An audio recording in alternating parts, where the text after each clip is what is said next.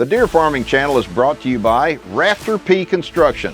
Stick around to learn more about Rafter P's design build process and, of course, the biggest deer in the world. Howdy everybody, Keith Warren here, and this week Deer and Wildlife Stories travels just outside of Cross Plains, Texas to the Mossy Rock Ranch, and we'll be featuring some super exotics.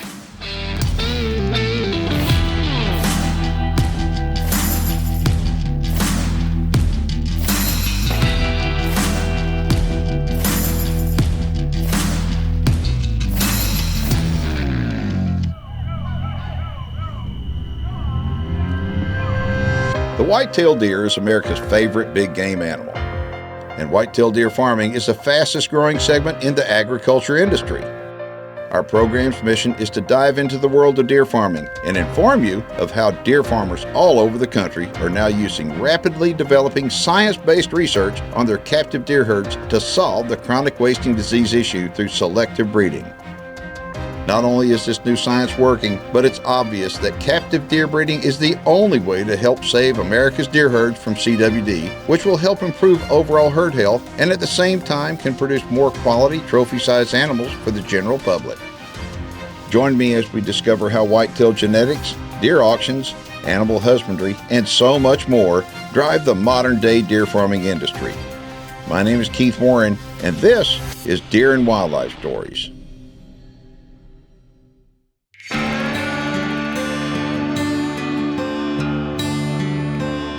The secret is out that exotic animals are where it's at as far as raising animals, especially in the state of Texas. And so Mossy Rock Ranch is a place that I've been to many times in the past, and they've kind of shown me a little bit about exotics and what they've been doing here. But on today's show, I've learned that there's a whole lot more going on than I ever thought possible. Now, we're going to be joining up with the owner, Kurt Mai, and then the two ranch hands that work for him and worked for him for many, many years. You got Michael and you got Gunner. Now, those three guys are the team right here at Mossy Rock, and they're the guys that keep this all together. Hey there, I'm Kurt Mai, the owner of Mossy Rock Ranch. I've had this ranch for 14 years. We've been raising exotics for the most part of that. We have 2,800 acres that we raise 28 different species on. Got 500 to 700 head of animals total on the ranch. It's great to see Keith and his crew again out here. It's been several years and look forward to showing him the ranch. I'm just going out, I'm shooting down here to try to find these sable. Here they are. Okay, yeah. Keith, we got this stud bull R2, and he's right over there just laying down by that trough. See his beautiful flares? Oh, he's gorgeous. How old is he? He is 4 years old. He'll be going into his 5th year. Mm-hmm. Well, R2's horns just sweep back like that, and the way they flare out, he's just beautiful. Yes, what makes him great is his flare. Yeah. And then all the cows with him are all Zambian. We sent off to Africa to get the DNA on these, and they all came out mitochondrial. There's only, as far as we know, 3 breeders in Texas that have them, and we're one of them. Wow. And what it does, it makes them more valuable because people want to outcross. And you know, when they first brought them across, they were stacking them too deep on the Zambian, and if you get too much line breeding, it's not great. So people are outcrossing these, and these are a lot more valuable.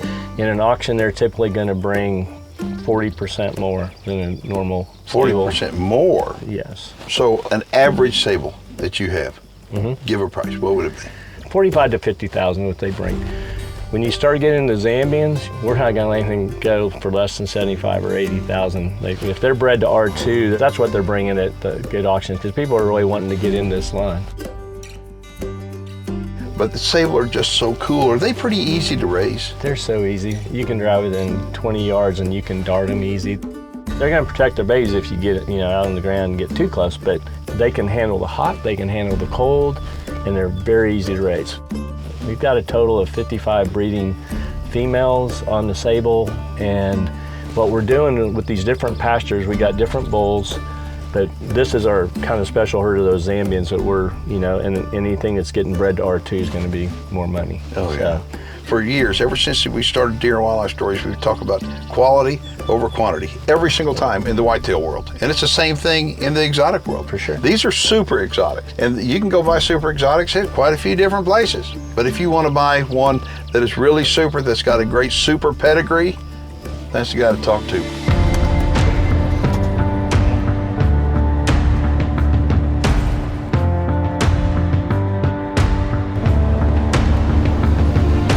See, we got this. Look at this. This is our bongo pin.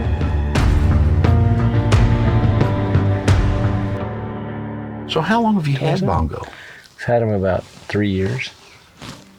Well, you've got several young ones in here. There's about 8 or 10. Really? Yeah. And they were all born here. Uh-huh. Nice. Oh, yeah. Nice. And the male and female have horns. So when they have offspring, they have one at a time? Mm-hmm. They have one. We've had great luck with them. We had a rough start, but now we're doing great. How tough are they to raise? They're so easy. You see it right here. We put out alfalfa and protein pellets, and then we've got a water hole where they can go get in the mud and cool off, and then Gunner and Michael, they'll put sprinklers out for them. And so they just got to cool down in the summer. The summer's the problem. Well, what you got to realize, these are mountain bongo. They're not in the hot jungles. Okay. They don't do great in hot Texas summers. So you got to have water for them. You got to have where they can roll around in the mud and have a lot of shade. Plenty of great trees, and they like having all this thick brush. So your customer, who buys these? Well, first of all, they are pricey, so you're going to have somebody that's wanting to go into the high-end exotics. Mm-hmm. The bongo, I used to go, who's going to buy bongo? There's $30,000. Well, now they're like, they're 6 figures. The market's done nothing but go up. And so who wouldn't want these? And they're easy to take care of. You're not having to be in the pens all the time, like, with whitetails or fallow and all that stuff, and they're just so gentle. I think these are the most beautiful of all African animal. I just think they're just gorgeous. I mean, yeah, Cape buffalo are cool. Kudu bulls, there's nothing going to get you more excited about that. But bongo, they're just beautiful. And we will be showing you Cape buffalo right here at Mossy Rock, and we will be showing you kudu here. So y'all make sure and stick with us. But these are beautiful bongo. Deer and Wildlife Stories is brought to you by MVP Whitetails, Dr. Ray Favero's Whitetail Genetics, UVC Power Sports Tractors and Outdoors, and Rafter P Construction. For more videos on deer farming, check out the Deer Farming channel on YouTube and Facebook.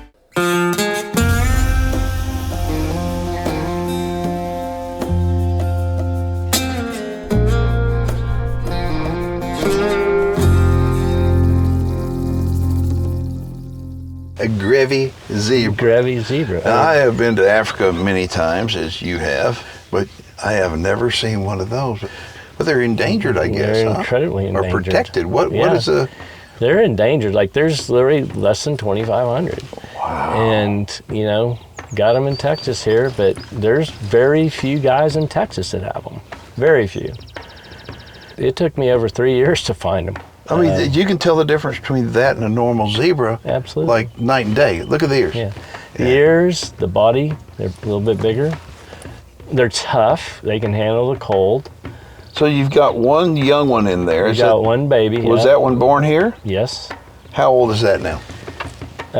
6 months. Really? Yeah, 6 or 7. And then we have another one that's out on the ranch somewhere that is probably getting ready to have a baby.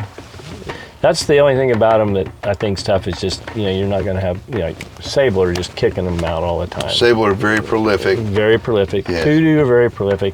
You're kicking them out. But zebras, because they pick their mates. And if they don't have a good enough male, suitor, they're not going to breed. This is cool. So what are those over there? Arabian oryx, endangered.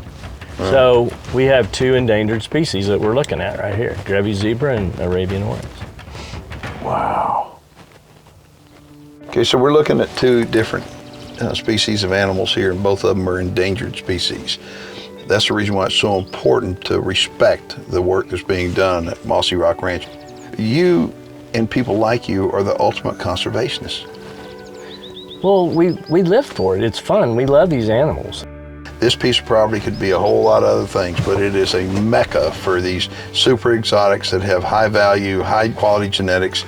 And this guy's a hero when it comes to wildlife conservation. You're not just talking about it, you're doing it.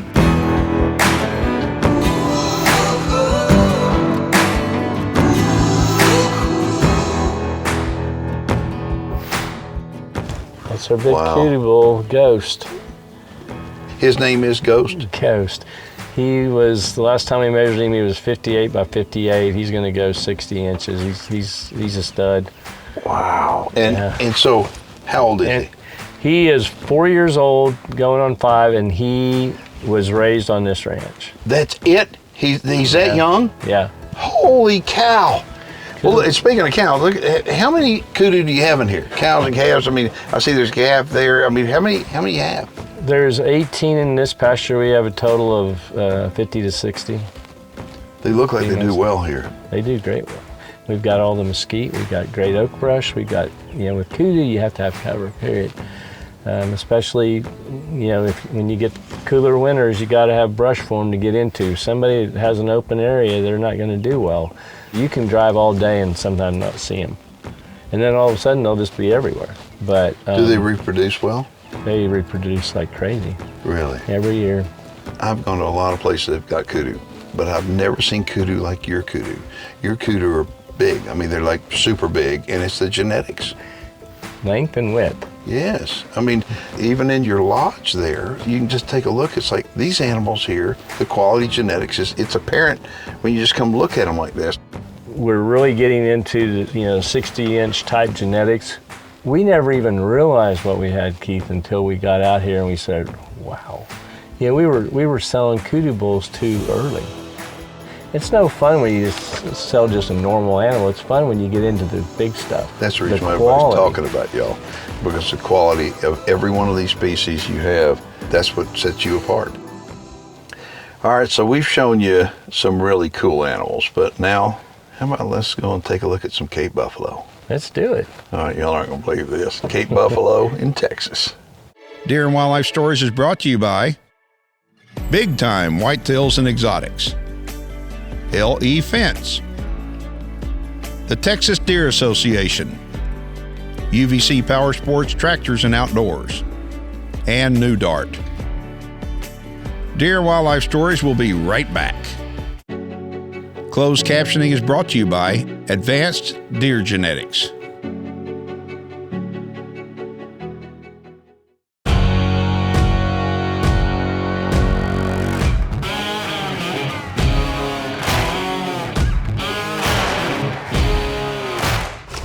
We'll just go in slow. A herd of Cape buffalo in Texas, otherwise known as Black Death.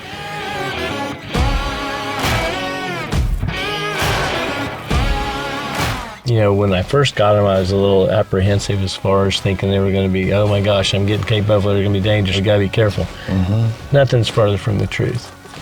We love them. They're sitting there easy crazy. to keep? Very easy to keep. They don't die, they're a lot like cattle. They do great. And they're as curious about us as we are them right now. They just keep walking up, looking at us. And, I'll tell you, that female number 1 is unreal. Yeah, isn't she? Look at her. Yeah. Wow. And our bull, of course, he may not be the biggest, but he's throwing 80% females. The whole thing is the females are what have the value. That is so cool. And you take a look at them, they are just so unreal. When you get up close to one, and I know you've hunted them in Africa and killed 4 them. of them. I killed 4 I have too, and there's not a lot of hair on them. I mean, when you really think about it, you look at them and think, oh, they got a lot of hair. No, they don't. I mean, the hair is very thin, nothing but muscle. Yeah. So you're not concerned with these animals inside that fence? No, we have a fence outside of that too. We don't have any shooting around here because we don't want to get them running, but no, we don't have any trouble with them. We don't have to have steel tubular type fencing or anything like that. I'm telling you, Keith, they're an amazing animal. They're so cool. Like, look how calm they are. I know. I mean, of course, I'm not going to get out and go walking up to them. Right, You know? right. But here we are sitting here, and they're not charging us. 30, 35 yards away, and look at them. And that's what. Not a worry in the world. I'm sure the viewer sitting here trying to figure this out. What in the world these animals cost right here? Like one of these heifers, what would a heifer go for here? 400,000. For one? Yeah. Holy moly. I love it. Mature. Wow. My original plan was, oh yeah, I'm gonna sell my first heifers. I'm like, no. We're gonna grow the herd. And you know, especially knowing how easy they are to raise. After the commercial break, we'll be back at Mossy Rock Ranch. Deer and Wildlife Stories is brought to you by Record Rack Deer and Elk Feeds, the North American Deer Registry, New Dart, CC Bar Whitetails, and the North American Deer Farmers Association. Now for some great information on fencing from our friends at LE Fence. Hey guys, it's Ron with LE Fence. Just want to talk to you real quick about coyote wire or predator apron, whichever way you want to go with it. Essentially, this is for whatever you want to put down around the perimeter of your property in order to keep any predators from getting into your ranch. So obviously though, out here we're in a bit of a rocky terrain. You can't always get that net wire fence all the way down to the ground like you like it to. So number one way to help keep predators from coming in is lay down the wire. So you can see I'm standing here on top of our coyote wire. We went ahead, we stretched it tight, corner to corner or brace to brace, and then went ahead and hog ringed it to the bottom of your game fence and your gaucho barbed wire so that you got all one big fabric so that there's no weak points in your fence. Then you go ahead and you go and stake the coyote wire down on the edge with rebar. That'll help it keep from pulling up or rolling up to give the animals less space to try to have to dig to get into your property. If you have any questions, go ahead and give me a call. Information's at the bottom of the page. Thanks, guys.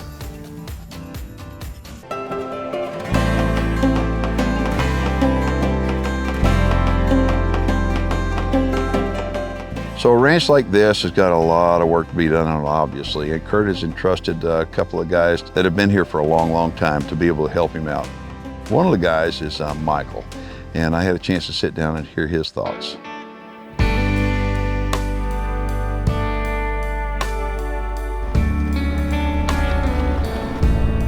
So compared to whitetail, people watching this that are regular viewers have probably seen, you used to raise some of the biggest whitetail in the world.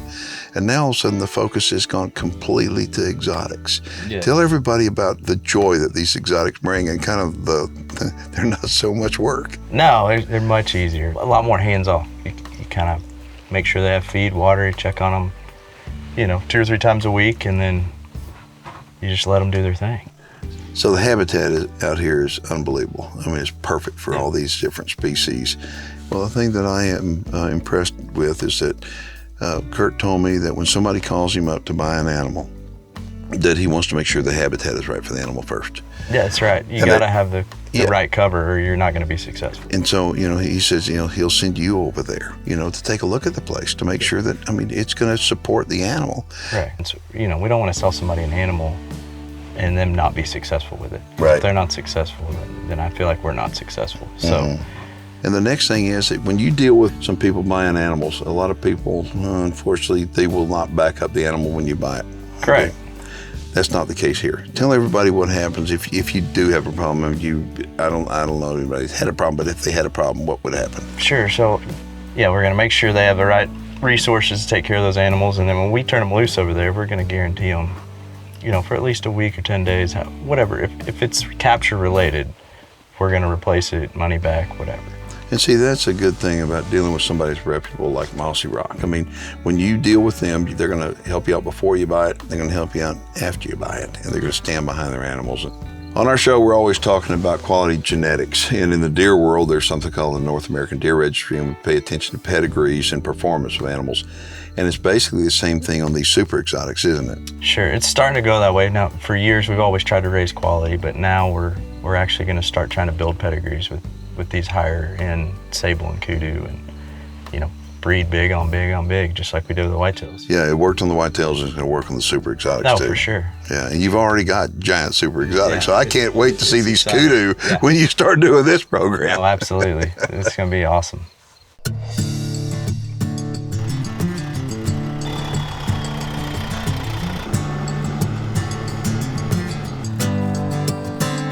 So another one of the longtime employees here is Gunner, and Gunner has been here actually since he started his internship years ago.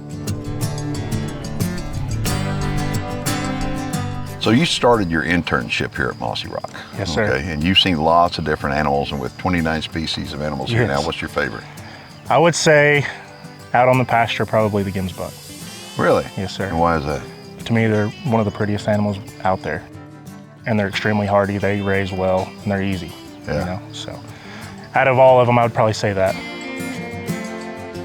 I was just curious. Everybody's got their favorite. Yeah, yes, sir. So the last time I was in these pens, had a lot of white-tailed deer in it, and I noticed a lot of deer breeders that have changed over to do exotics are now using their deer pens to put exotics in. Why are you choosing to put certain species of exotics in pens versus raising them out in the pasture? Well, really, we like to be able to keep a closer eye on some of these, you know, higher end exotics and medical reasons, and a lot easier keeping an eye on them. Yeah, well, that makes sense. But like I said, there's a lot of guys that were in the deer breeding business that still have pens on their property that could do this, and I was just kind of curious. I thought that would be the answer. Absolutely. That's it for today's show. You can get a hold of Mossy Rock Ranch at the contact information below. If you want to watch any of our programs, make sure and head on over to the Deer Farming channel. My name is Keith Warren, and we'll catch you next time.